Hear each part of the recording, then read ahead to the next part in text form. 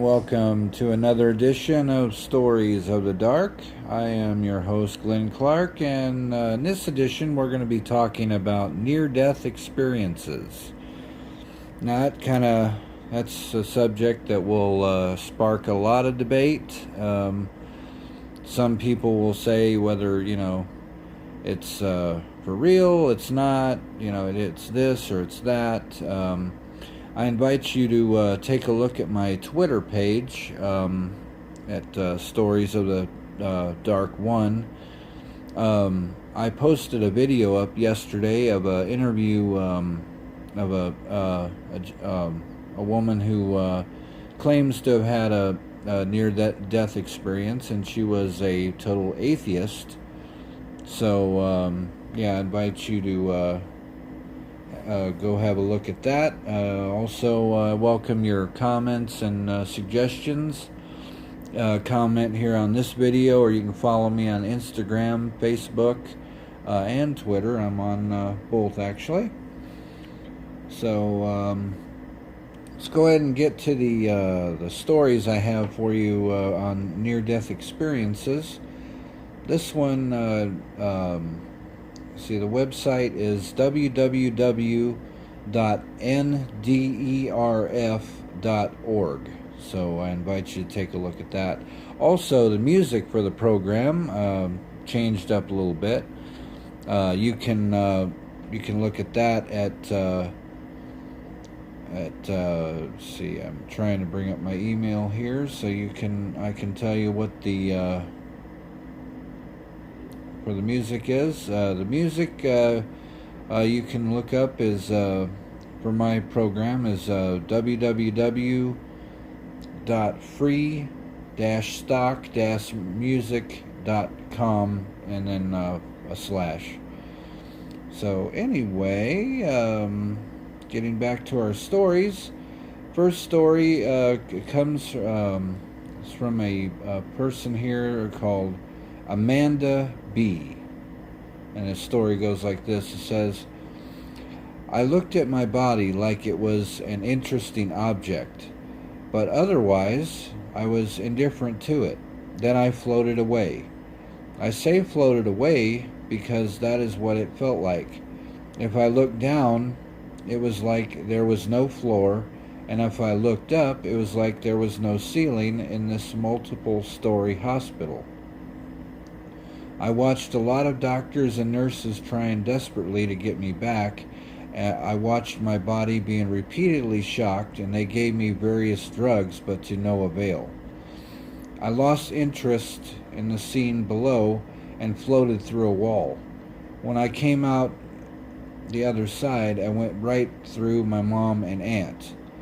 They didn't have a clue that I had just come through the wall behind them and came straight through them both.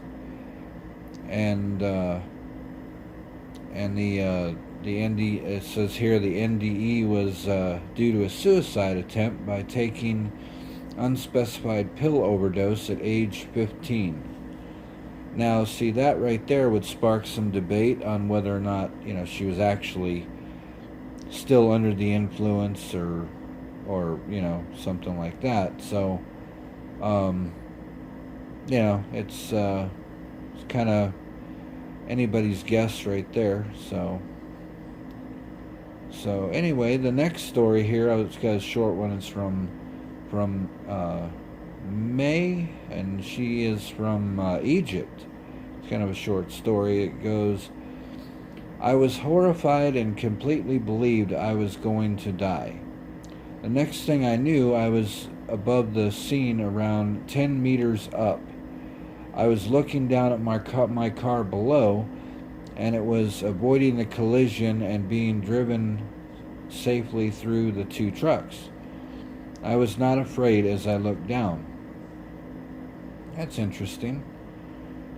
So, anyway, again, it's anybody's guess on these. Some people say that it's the brain's, it's like a chemical reaction at the time of death where the brain is, basically shutting down, so it's going to produce, different visions or whatever. And then there's others that claim that it is the real deal. So, again, like I said, it's anybody's guess. I personally have my own beliefs, but I do believe in them. I've never experienced one. I would like in a future program, I wouldn't mind interviewing somebody who may have had one. So if anybody listening has had one and you'd like to maybe be a guest on my program at a future date, send me an email and I'll get back to you. So anyway, the next one here comes from Maria C. She's from Portugal. So it was originally in Portuguese, translated to English. Says, I left my body yet again, and I shot off with such speed that this time I was already very far from home. I was seeing this beautiful blue planet, but terrified. I thought, this is getting worse, and from here I'm going to disappear from time. I yelled for someone to get me out of here. As I kept rising, I saw that I was surrounded by darkness. As one sees the night, I watched my round little planet with pretty hues. I saw everything beyond it. The next one I'll read for you is, and then we'll take a break right after that. After I read this one, is from Bob H. And it says, my hearing became extremely acute, as did my usual fair eyesight. The doctors and nurses continually asked me what I was feeling as they performed their jobs. I described every feeling and vision that I was experiencing in detail. I felt my life slipping away multiple times. When that happened, I'd tell my family I loved them and it was time to go. I visioned the room and my physical body shrinking as my spirit was rising from my body. I saw many deceased friends and relatives looking at me and telling me it's okay. The NDE less than a week ago due to heat stroke with multiple episodes of loss of consciousness in emergency room. I think we have one more. We have time for one more here. This one comes from Kim M. It says probable NDE, and it also says reader discretion advised. So just reader discretion advised on this one. It says, I remember it was pitch black. I couldn't see anything, but I could hear screaming and what sounded like big angry animals or devils. These were awful sounds. I can describe the smell, but the closest it would be is that it smelled rancid at best. I was unable to move. I could feel claws and teeth tearing at my skin. I was being eaten and torn to pieces. The pain was unimaginable. But I didn't die. I couldn't scream, nor could I get away. Hellish and graphic probable NDE due to accidental medication overdose. See, that's a kind of a skeptic's view on it, and I also do welcome that. Any of my listeners, I mean, if you have a bit of skepticism, please share it with me. That's what this that's why I do this program, is to try to, bring out both sides of like what it could be, is like with ghosts, hauntings, NDEs, UFOs. We want to have like that's the beauty of this field, is that we can be skeptics. We can be like, well, could it be this and not this? So anyway, that's why I welcome any kind of comments on my YouTube page, my Twitter page, Facebook, Instagram. The only thing that I ask is that no bad language or anything like that, because we won't have that on the program. So anyway, I think I'm gonna take a quick break here, play some music for you, and we'll be back with more stories. The Stories of the Dark, and I am your host, Glen Clark.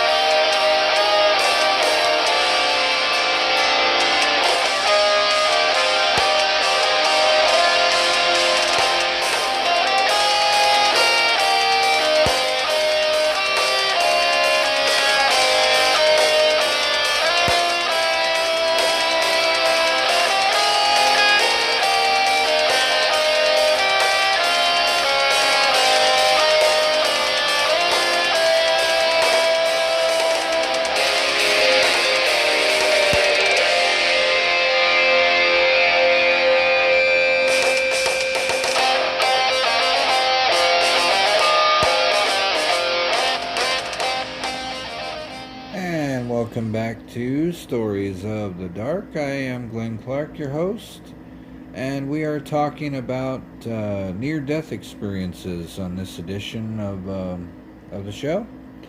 So let's get right back to it. This next one comes from Anthony M. And it says here, I was knocked off a sailboat and drowned. Later, I learned that I was brought back on the boat, was clinically dead for at least several minutes, and then revived. I remember my experience while clinically dead is longer than a few minutes. I immediately went through a long tunnel with a light at the other side. I felt like I was walking through the tunnel without feeling my feet on the ground, walking quickly, and there were others walking with me. They mostly walked single file, but at least 2 other people walked together side by side. When I emerged on the other side of the light, it reminded me of a warm summer day that was very sunny. After a day where the colors of the sky, earth, trees, and flowers were very vivid. They were radiating with the moisture that came off of the ground, only more vividly than I ever remembered before. It was an open field with flowers as bright as poppies, where everything was painted because all was so vivid. There were other people running through the field with me. We exchanged glances as we ran forward. Almost all of these people were elderly, but were walking like they were much younger. Some people looked quite sickly, but revived. There was one very young African-American girl with braids in her hair who looked very sickly. She was the only younger person other than myself who looked lost. An older lady took the girl's hand and led her forward. I felt I heard music and felt that as I moved forward, that I'd be moving forward towards more people. Some other older guy had a dog run toward him. That was the only animal I saw. It seemed like they knew each other. Then the light suddenly faded as the colors faded, and I felt like I was moving backward through the tunnel. Thinking about it later, I realized this is more than a dream because I remembered very specifically the features of the faces of the people I saw, especially that elderly lady with the little girl. These were faces that I had never seen before and have never seen again. That was actually a very interesting story right there. So again, these you can, I like to keep an open mind with these, so So the next one I'm going to read for you is from Elma B. It says here, I made a pact with God to take me in a major heart attack. I had been suffering physically and emotionally most of my life.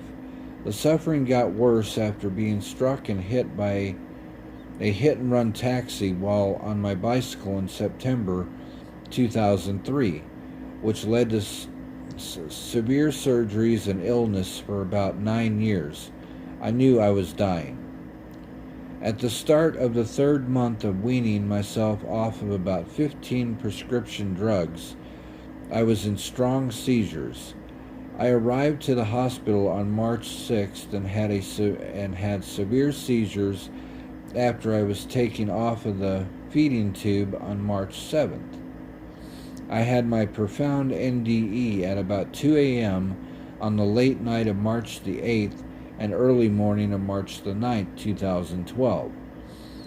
I recall the seizure coming, and I prepared by wrapping my wrists and ankles with sheets so my body would not flail so much and frighten others. It was okay for me to die. I was tired of being so ill, and I knew I was going to die. The seizure began as I finished the last wrapping of my ankles, and I went out. I am in a short void of what appears to be silver gray, very light gray. Then I see that I am standing on the ground that is not earth. I know I have just passed to the other side. I am raptured by the diamond-like ground with what looks like to be quartz crystal, white marble, and even something that appears to be see-through glass.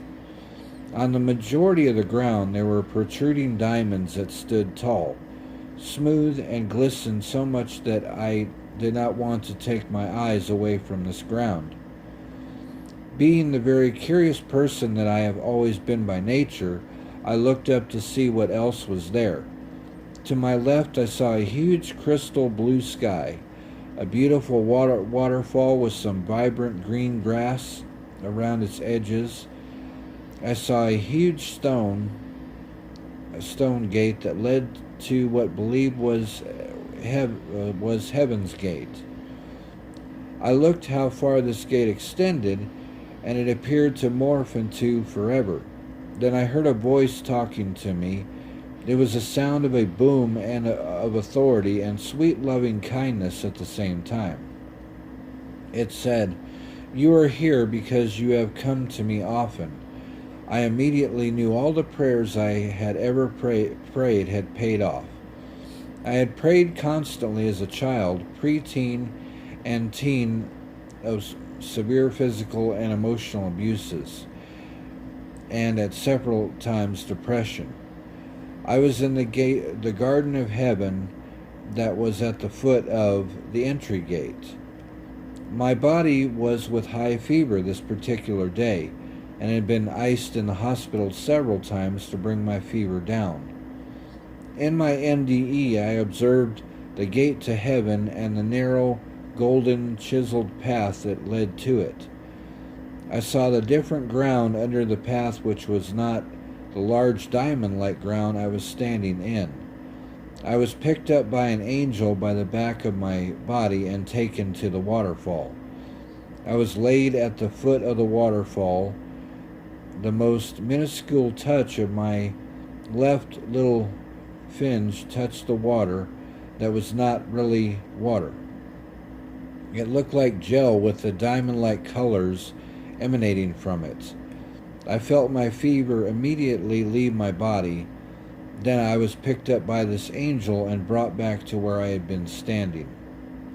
I saw my maternal grandmother to my right. She was with 3 other relatives that I recognize. To my left is my paternal grandmother and 3 relatives on my father's side who I recognize. My father seemed to want my attention and moved from the maternal side to the paternal side. Nobody was smiling, and I thought, I am going to have a harsh judgment from God. I can take it. I am here in the garden and will take any judgment and accept all my sins as a choice I made when I could have done better. Maybe God will understand what I went through while alive. After greeting my relatives and knowing I had serious work to do with being judged, I stood very straight and tall like a soldier. There was a huge orb of the glistening eye of God that was hovering in front of me. It was so large and filled with light of diamonds and bright white. I said, I am ready. I know I did bad things. You can judge me now. This huge orb of light, the glistening eye of God, told me, be still. It then told me to turn my head and look to my right. In a millisecond, my head was already looking to the right. I saw several blue human-like beings with auras of yellow coming out of their heads, shoulders, and bodies. Immediately, I thought we had all passed away at the same time, and that I was holding up people in line to be judged. After judgment, I would eventually enter the gate that I wanted to enter it very much. I turned my head to the glisten of the eye and said, I am holding up the line. The glisten then poured an indescribable amount of its white diamond-like light onto me. The light was all love, only love and pure love. It repeated, be still, you belong to me. It then told me to turn to my left. I was immediately looking to my left and saw the same human-like beings of beautiful blue. There were rows and rows and hundreds of them. I again said to the glistening eye of God, I am holding up the line. The glistening eye of God said again, be still. I was showered with more light from it, and it was all love, pure, pure love. I could feel my body was erect, tall, and not diseased like on earth. Again, the orb told me to look to my right. Again, I am looking to my right I hear from it, look closer. I then saw for the first time that these are humans I may have known, or some that I had met. I was then told that I would meet some of these people in the front rows. I saw that they were all made of a sturdy membrane that outlined their entire bodies. The membrane glowed the yellow aura, and the people were all water, like a bathtub filled with pure water. I gave a slight wave of acknowledgement that they were water as registered, and I answered in telepathy that I now understand who these water beings were. The orb seemed to be pleased. Then I said again, "You can judge me now. Maybe you did not like when I said that I did bad things. I will change my wording to I did wrong things." This huge glistening eye of God then showered me with more healing light, and said more things to me, and repeated, "Be still." I was not sure why I was not being judged. I wanted so much to walk through that gate ahead of me. I could hear the activity behind that huge gate to heaven. The glistening eye of God then showed me for a minute or two that was beyond the gate to heaven. They were beautiful souls, all talking about us on earth and how to help us. The first thing I witnessed was an oval tube of light. 3 souls that were talking about individuals, because I heard comments like she and he need. We have this in place for her and him. The next table was larger, and those souls talked in a way that I understood that they were helping groups. The third table of light had more souls around it, and they also spoke about groups, and I could sense strongly the seriousness in that table.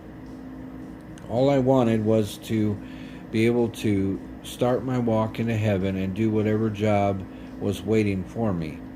I had always said to God, "I am so worthless, and if you let me in heaven, I will sweep the floors forever and ever."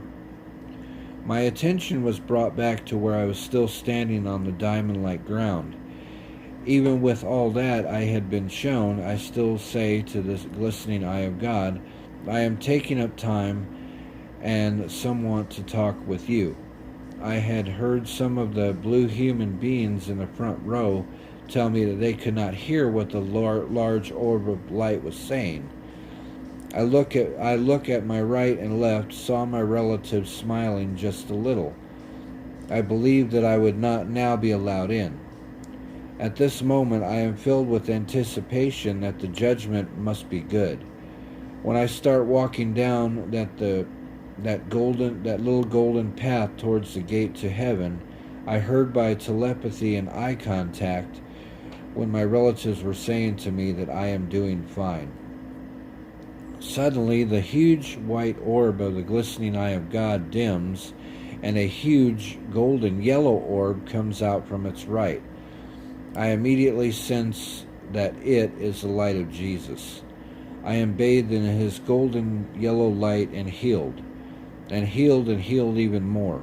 I cannot speak. It tells me I love you. Its rays touch my body, and I thought I would somehow be transported up those rays. They touched me, and then the golden yellow orb went back into the first huge white orb, the glistening eye of God. A stone ledge then came out of the sky, and a moving art drawing of the life is presented to me. Then another and another. I was having a life review. The drawings, where I was moving in them, were showing me that I was kind to people at different ages of my life. The first moving drawing was me at about 2 years of age, chasing a butterfly that was teasing me to chase it. I was giggling and having fun playing with this butterfly.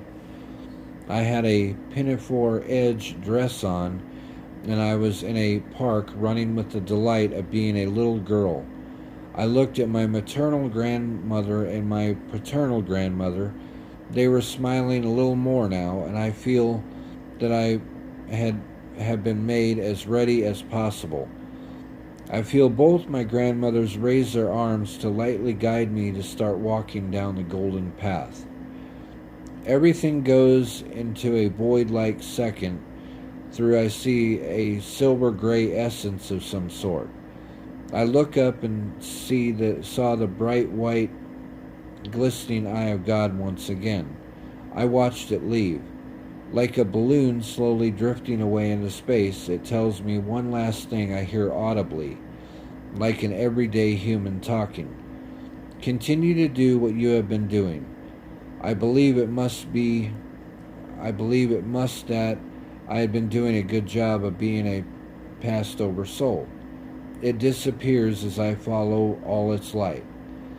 I see it as it leaves completely, and I am staring at the ceiling of my hospital room. I immediately felt two opposite human feelings at the very same time. I was fully aware that they were opposites, something that I had not experienced before, or had forgotten if I had. These feelings were that of complete grief that I had been allowed into the garden of heaven and was in joy. It was a new joy that I had never felt in this lifetime. I knew I had just experienced something phenomenal and extraordinary.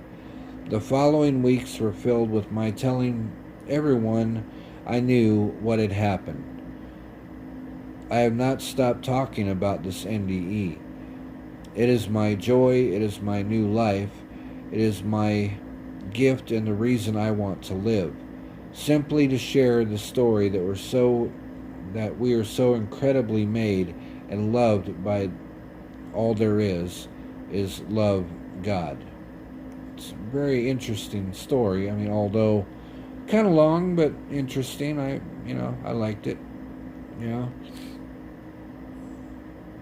Anyway, I think we'll take a little break and I'll play a little music for you and we'll share a couple more stories. Be right back in just a couple of minutes. I'm Glen Clark and this is Stories of the Dark.